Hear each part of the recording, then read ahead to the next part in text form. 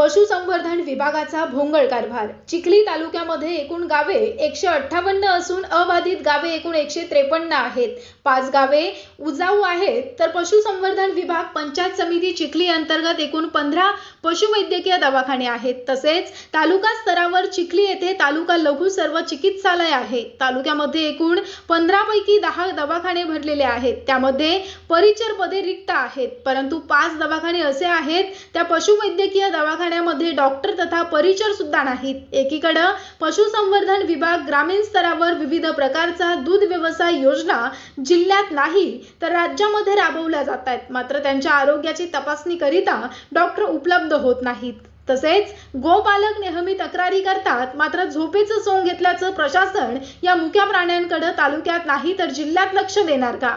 एकीकडे जिल्हा स्तरावर विविध योजना राबवत असल्याबाबत कळतं, मात्र अधिकारी कर्मचारी यांचे खिसे भरताना दिसतात।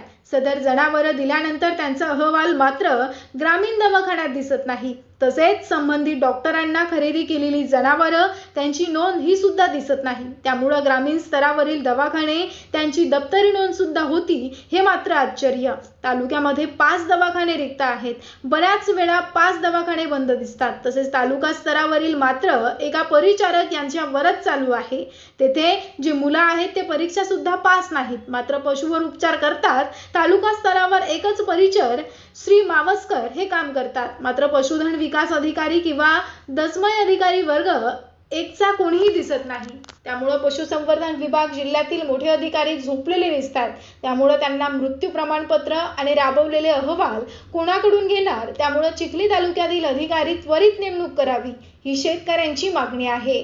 सी न्यूज महाराष्ट्राकरिता मुख्य संपादक शेख चांद।